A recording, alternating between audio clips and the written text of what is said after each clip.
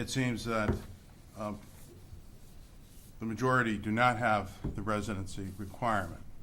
And I think that allows you to draw from a bigger pool of individuals that might be willing or wanting to serve as the chief of police. So I don't think that the residency requirement is that crucial. So I'm okay if that requirement isn't. I just had a brilliant thought. Oh, Instead of providing him with a new car, maybe we could provide him with a house. With a house. Here we go. Oh, And then he'd live in I think the first selectman should live in town too. Oh yeah, I have to. I didn't mean to cut you. no, that's fine. No, but so I don't think that is essential, and I'm agreeing with having it being an appointed position, and that's all I have.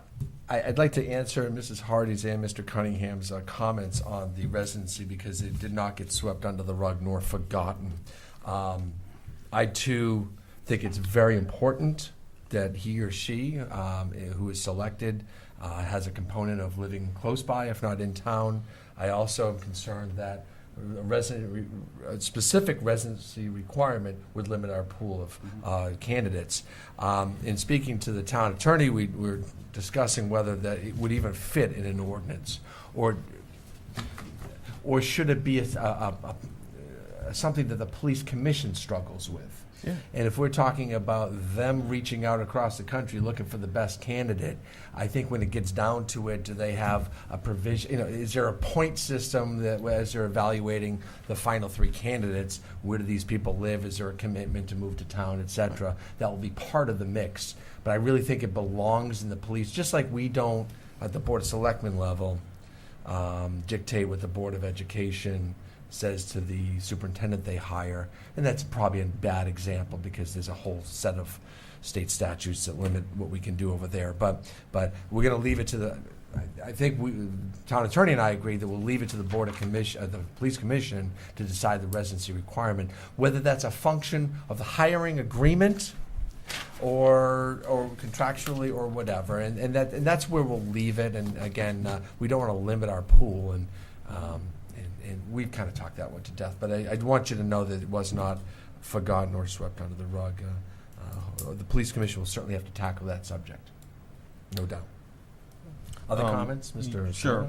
Silva? And I talked about a few things last time. The residency requirement, that was my concern, the limits of pool. But exactly what you're saying, it doesn't mean it can't be a factor in the hiring process. That could be part of the negotiations. If you have somebody that's really qualified but is going to live 50 miles away, that's not going to work because he can't get there. He or she cannot get there. So I agree. That should be left to the police commission. About appointments, I talked about that last time. I agree. I think it should be appointed. It removes a popularity contest. It allows unaffiliated voters to apply. And also, more people are going to be interested if it's appointed and they don't have to participate in the political process, which could be a zoo sometimes.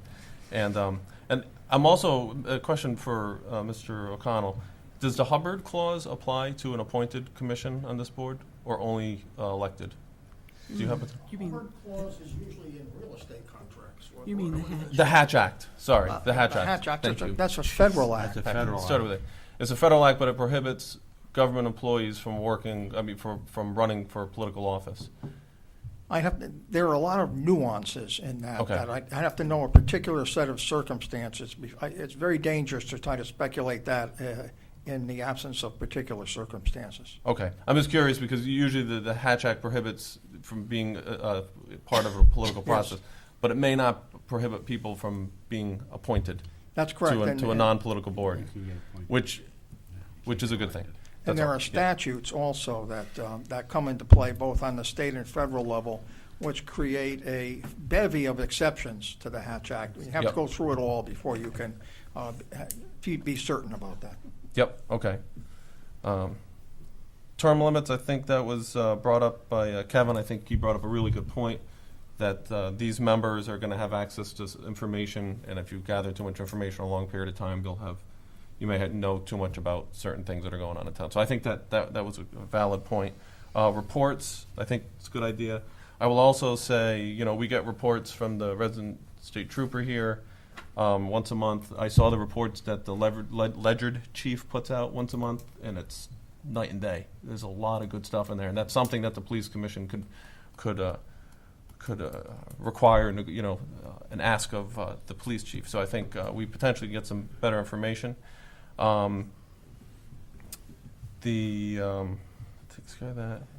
And then I'm in favor and generally of this. I think we're going to get more stable leadership with this system. I think we've outgrown the old system.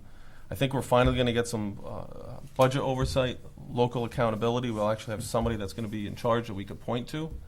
I think we're going to see a savings in soft costs. I think we're going to be budget neutral based on what we've seen, at least in the short term. I think that's important, but also I think there's stuff that's with the soft cost, the double duty, the double radios we don't have to service. We don't have to do the the officers don't have to do the double reporting. We don't have to drive up. So I think that's all important.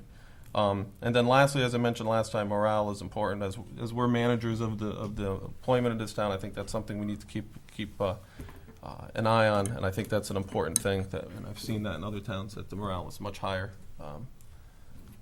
So I am in favor of this. Thank you. Mrs. Cheeseman, anything to add to the No, conversation? I think everyone has covered the issues doubt. that were delineated at the last meeting. I think they've been sufficiently addressed, and I think once we establish the ordinance, it will be up to the commission as constituted to make necessary decisions going forward. And we just have to be circumspect in our appointments. No doubt. Sure. You talk about part-time officers and how you became one. I don't think my becoming a part-time officer had anything to do with living across the street from the resident trooper at the time. It was strictly based on talent. Talent. Yes. Merit. But anyway, I'm really excited. I'm totally supportive of this. I mean, the professionalism, enthusiasm, dedication of our police force is outstanding. When you look at, we talked about our detectives when we were talking yesterday. Mark and Gene are sought after by other PDs in the area because of their specialization in certain fields. Lindsay and Mike with their canines. These are such great assets that they've already served in the region, and the town is just benefiting so much from all of our officers here. I'm really excited for what's about to happen. We're going to unleash a lot of talent that they've had, and so many times, unfortunately, the state will have come in and not with intention to hurt feelings or not let them do their job, but because they have a different way of doing things, they took over the investigation. We're going to see some excellent, innovative police work coming up here. I'm very excited for that. That's all. All right. I think we've talked it to death. And I'll move to adopt the order. Or do you want to say something? Okay. Move to adopt the ordinance establishing a police commission dated 10/31/2016. Second. Mr. O'Connell. You want to put an effective date after that? So effective date, November 15th is the date we calculated. Okay. On publication on the 4th, so effective date of this ordinance, November 15th. Okay, I'll move to adopt the ordinance establishing a police commission. The ordinance will be dated 10/31, and the ordinance effective date shall be November 15th, 2016. Second. I have a motion. It's been seconded. Any further comments? Thank you to all the former officers and current officers that are here to support this tonight. Thank you for all your service. All in favor of the motion, say aye. Aye. Any opposed? Any abstain? This was a historic vote, this historic ordinance that will improve the East Lyme Police Department into the future. So, something that should have happened has been said many years ago. There's a few people I'd like to thank. Joe San Juan came into my office just after I assumed the office of first selectman, and updated me where we were, how many times we've tried this, where we were going in the future, what was the status of our police department, what was my thinking. And he's done a remarkable job bringing people together, ideas together for many years, and he deserves a lot of credit for what we finally went through today.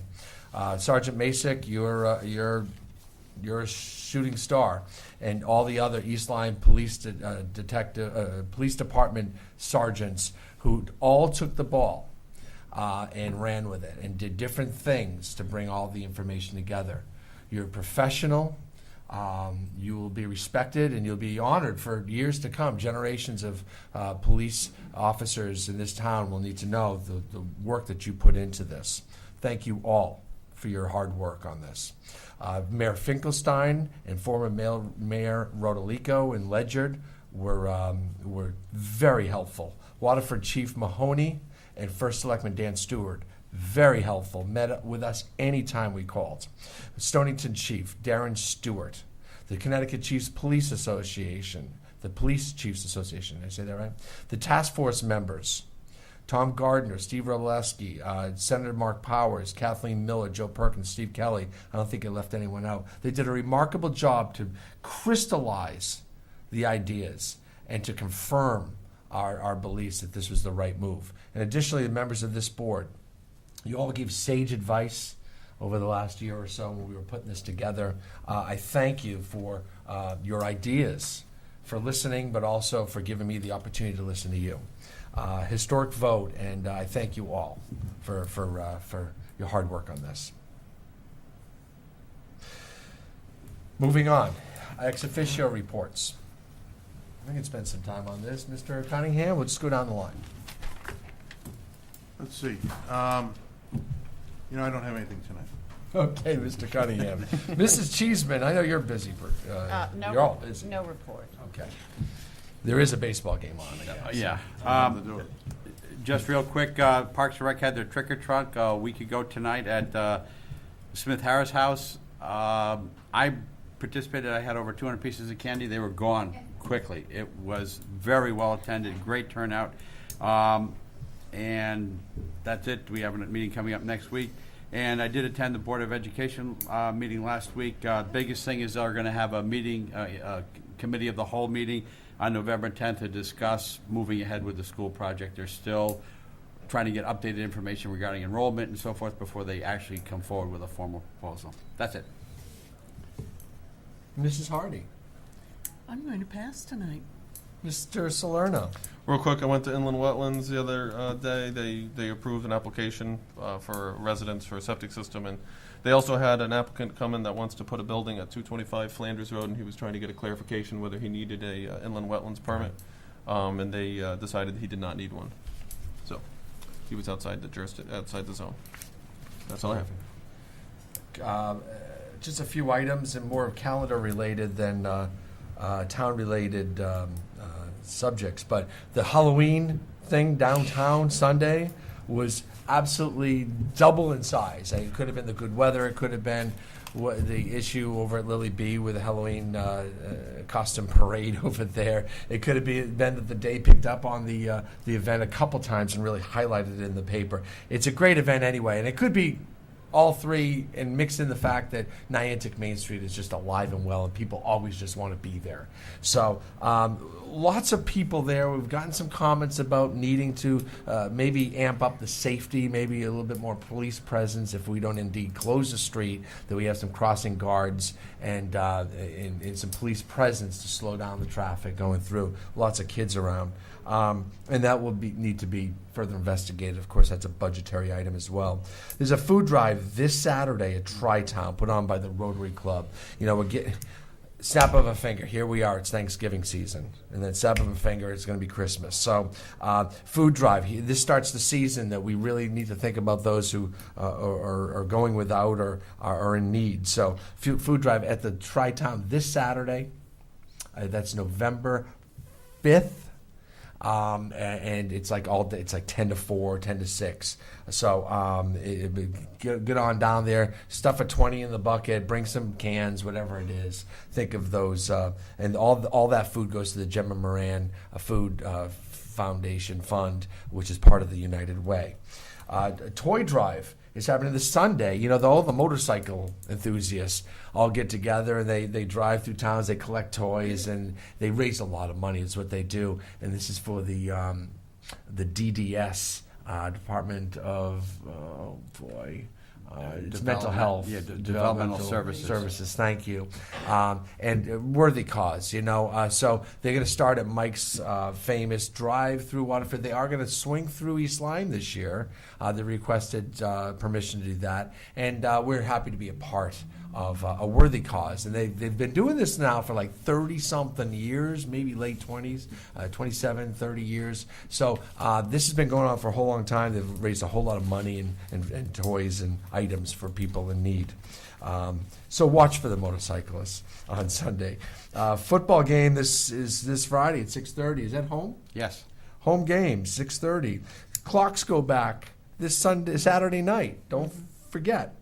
Election day is Tuesday. We're going to have 2 different polling places like we always do with National. I just kind of want to put it out there. The high school will be open for District 1. And the Niantic communities, the East Lyme Community Center is for District 2 and 3.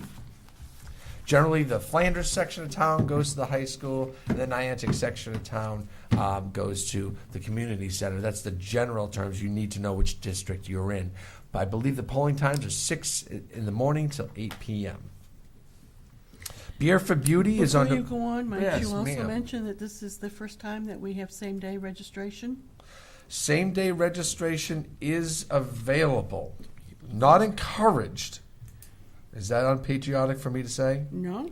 If you could do it in advance, we'd really appreciate it, because the system to do it on that day is rather cumbersome for the voter and for the town. If you can find a way to register My beforehand. understanding is the deadline for registering has passed. It was yesterday. So if you have not registered, your option would be that same day That day, registration. that's the only Yes. shot. Okay.